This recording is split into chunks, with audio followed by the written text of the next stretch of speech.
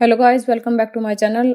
हम कर रहे हैं रिसर्च एप्टीट्यूड की सीरीज रिसर्च एप्टीट्यूड जो कि UGC NET paper first, education paper second, PhD और एमफिल के एंट्रेंस एग्जाम में काम आता है।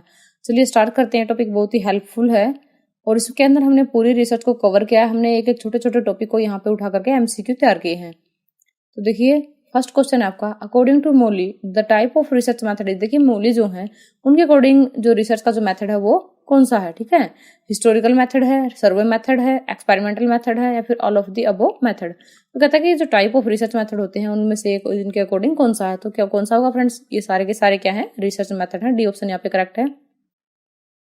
नेक्स्ट क्वेश्चन है the types of historical method are. Type of historical method, ठीक है, यहाँ पे टाइप पूछेगा हिस्टोरिकल मेथड के। Descriptive and analytical, historical, constitutional and reporting, school survey and social surveys, survey examination, questionnaire survey, ठीक है। यहाँ पे जो हिस्टोरिकल मेथड है उसका जो टाइप होगा वो होगा historical, constitutional and reporting. Option B यहाँ पे करेक्ट है। नेक्स्ट क्वेश्चन है the position of sample in survey method. जो पोजिशन होती है सैंपल की सर्वे मेथड के अंदर क्या होती है, एसेंशियल होती है, पार्शियल होती है, कांस्टेंट होती है या फिर none of the above.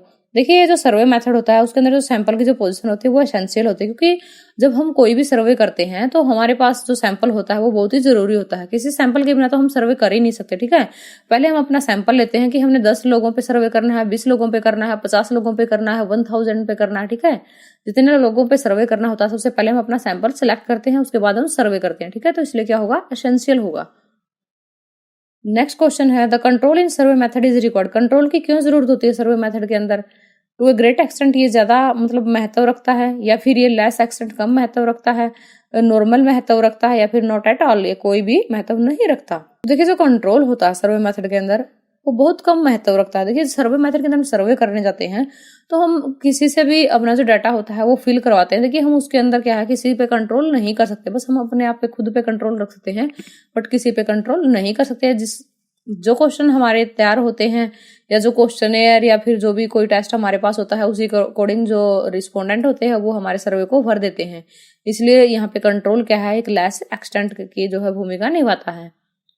Next question है generally the external and internal validity is present in the inference we get from. Internal और एक्सटर्नल जो वैलिडिटी होती है जो प्रेजेंट होती है इन्फेरेंस के अंदर उसको हम कहाँ से प्राप्त करते हैं, एक्सपेरिमेंटल मेथड के अंदर या फिर सर्वे मेथड से या फिर एक्स पोस्ट फैक्टो मेथड से या फिर नन ऑफ द अबव। देखिए इंटरनल और एक्सटर्नल जो वैलिडिटी होती है प्रेजेंट होती है इन्फेरेंस के अंदर वो होती है एक्स पोस्ट फैक्टो मेथड से। एक्स पोस्ट फैक्टो मेथड क्या होता है, एक एक्स पोस्ट फैक्टो मेथड एक ऐसा मेथड होता है जिसके अंदर जो इवेंट होता है वो पहले से घटित हो चुका होता है और जो उसकी रिपोर्टिंग और जो रिकॉर्डिंग होती है वो बाद में होती है, ठीक है। Which of the following method is free from the difficulties related with sampling, control and validity of inference। कहता है कि कौन सा जो मेथड है वो फ्री फ्रॉम है, किससे, जो डिफिकल्टी आती है सैम्पलिंग से, कंट्रोल से और वैलिडिटी से रिलेटेड।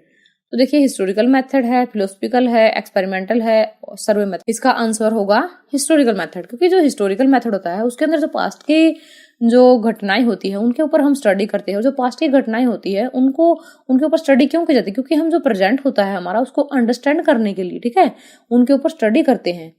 नेक्स्ट क्वेश्चन है आपका the internal validity related with inference is associated to. जो इंटरनल वैलिडिटी होती है किसी भी इन्फेरेंस से रिलेटेड होती है तो वो किससे एसोसिएटेड होती है, x post facto method of research से, एक्सपेरिमेंटल मेथड से, बोथ ऑफ द अबव से, नन ऑफ द अबव से।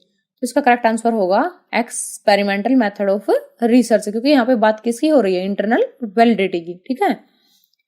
नेक्स्ट क्वेश्चन है आपका ex post facto method of research is associated to. जो एक्स पोस्ट फैक्टो मेथड है research का वो एसोसिएटेड होता है सैंपल से, कंट्रोल से, वैलिडिटी रिलेटेड विद इन्फेरेंसेस से या फिर all of the above.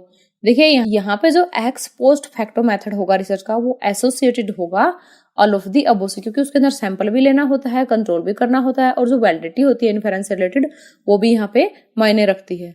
Next question है आपका which one of the following research method have the similarity in nature when compare in relation to sample, control and validity of inference. कहता है कि कौन सा जो रिसर्च मेथड है वो सिमिलरिटी रखता है नेचर के अंदर, किसके अंदर, जब उसको कंपेयर किया जाता है, सिमिलरिटी रखता है नेचर के अंदर, किसकी नेचर के अंदर, जब उसको कंपेयर किया जाता है in relation to sample, control and validity of inference. तो देखिए यहाँ पे ऑप्शन है experimental and ex post facto method, historical और philosophical method, survey and experimental method, if none of the above.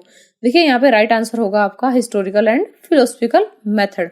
अगर इनके अंदर हम सैंपल कंट्रोल और वैलिडिटी को अगर कंपेयर करते हैं तो हिस्टोरिकल और जो फिलोसफिकल मेथड होते हैं इनके अंदर जो है हमारा सैंपल कंट्रोल और वैलिडिटी, इन तीनों चीजों के अंदर अगर सिमिलरिटी देखें तो ये जो है बहुत ही ज्यादा सेम प्रतीत होते हैं। नेक्स्ट क्वेश्चन है आपका, survey method is associated with. Survey method associated होता है, किसके एसोसिएटेड होता है?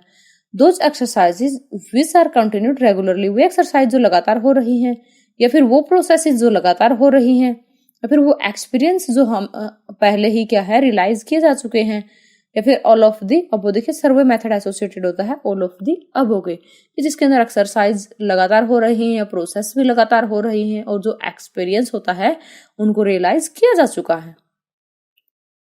Thanks for watching friends. Video को लाइक करना, शेयर करना, अगर आप चैनल पे नए हैं तो चैनल को सब्सक्राइब करना ना भूलें।